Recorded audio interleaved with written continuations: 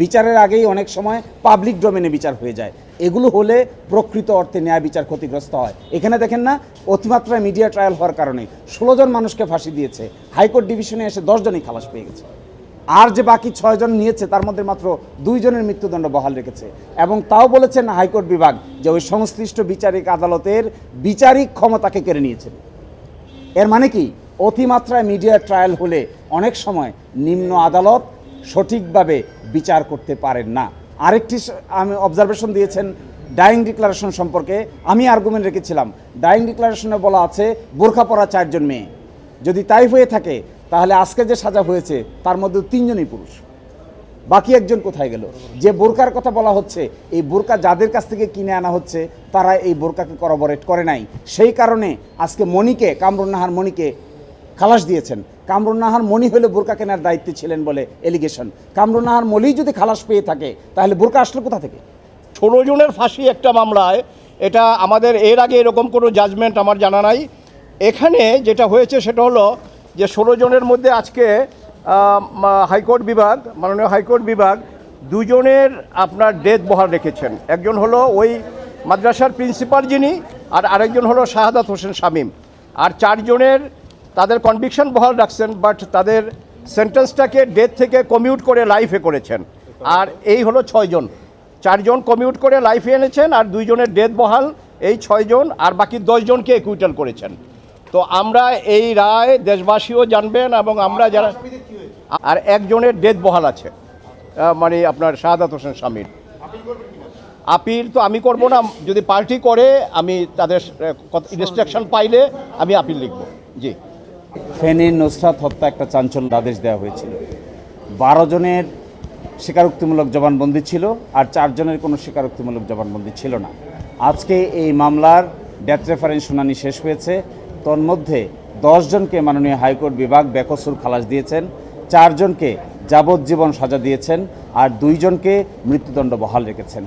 আমাদের মাননীয় হাইকোর্ট বিভাগ বলেছেন, মাননীয় হাইকোর্ট বিভাগ এটি বলেছেন যে বিচারিক আদালত এইভাবে নির্বিচারে ফাঁসি দিতে গিয়ে যেভাবে প্রতিটা পরিবারের উপর একটা ডিভাস্টেটিং এফেক্ট নেমে এসেছে, এই জন্য তার বিচারিক ক্ষমতা কেড়ে নেওয়ার জন্য নির্দেশ দিয়েছেন এবং তাকে আইন মন্ত্রণালয়ে সংযুক্ত করতে বলেছেন।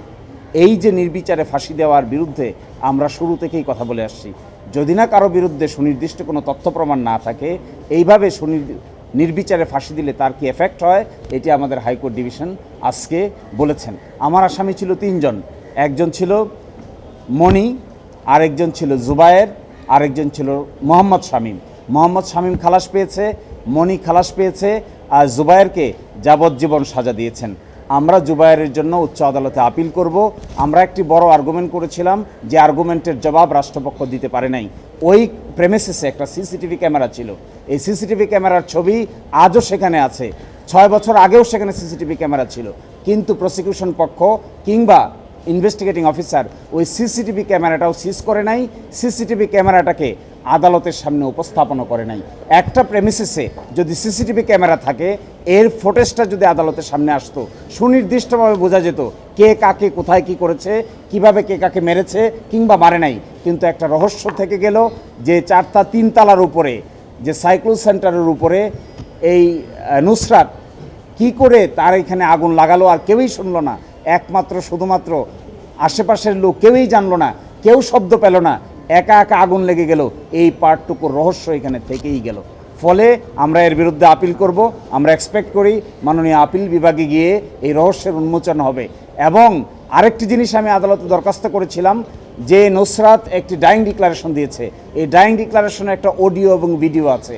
আমরা দরখাস্ত দিয়েছিলাম যে হাইকোর্ট বিভাগে এই অডিও ভিডিওটি শোনানো হোক। এই ভিডিওটি আমরা দেখি এখানে প্রজেক্টরে, আসলে তিনি কি বলেছেন আর কি বলেন নাই।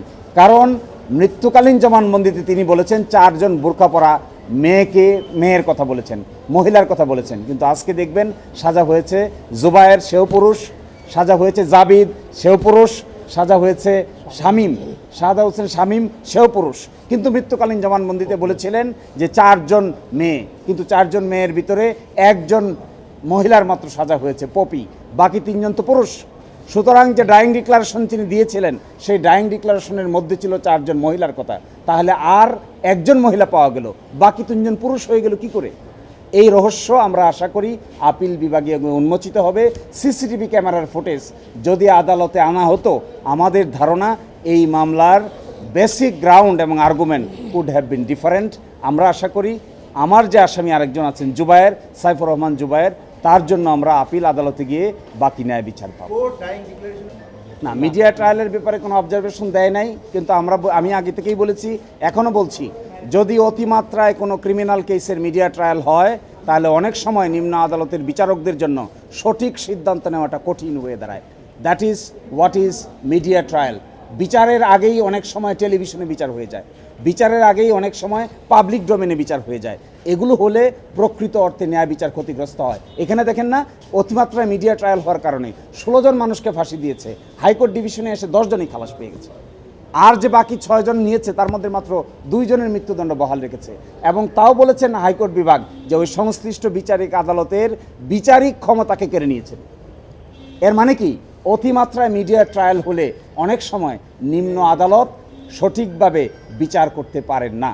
আরেকটি আমি অবজারভেশন দিয়েছেন ডাইং ডিক্লারেশন সম্পর্কে, আমি আর্গুমেন্ট রেখেছিলাম, ডাইং ডিক্লারেশনে বলা আছে বোরখা পরা 4 জন মেয়ে। যদি তাই হয়ে থাকে তাহলে আজকে যে সাজা হয়েছে তার মধ্যে 3 জনই পুরুষ, বাকি একজন কোথায় গেল? যে বোরকার কথা বলা হচ্ছে, এই বোরকা যাদের কাছ থেকে কিনে আনা হচ্ছে তারা এই বোরকাকে করবোরেট করে নাই, সেই কারণে আজকে মনিকে, কামরুন নাহার মনিকে খালাস দিয়েছেন। কামরুন নাহার মনি হলে বোরকা কেনার দায়িত্বে ছিলেন বলে এলিগেশন। কামরুন নাহার মনি যদি খালাস পেয়ে থাকে তাহলে বোরকা আসলো কোথা থেকে? এই বোরকা কোথা থেকে বাই করা হলো? কামরুন নাহার মনির দায়িত্ব হলো বোরকা কেনার। দেখা গেছে যেদিন কনস্পিরেসি হওয়ার কথা তার 2 দিন আগে বোরকা হয়ে গেছে। এই বোরকার যে সব থেকে কেনা হয়েছে তাদেরকে এখানে সাক্ষী করা হয়েছে, তারা কামরুন নাহার মনিকে চিনেই নেই। যদি না চিনে থাকে এই জন্য কামরুন নাহার মনিকে এখান থেকে খালাস দেওয়া হয়েছে। তাই যদি দেওয়া হয় তাহলে বোরকার অস্তিত্ব কোথা থেকে আসলো? কামরুন নাহার মনি ছাড়া আর তো কেউ বোরকা নিয়ে আসে নাই। তাহলে পুরুষ, মেয়ে কি করে পুরুষ হলো, নারী কি করে পুরুষ হলো? এই রহস্যগুলো আশা করি আমরা পরবর্তী আদালতে উন্মোচিত হবে কোনো একদিন।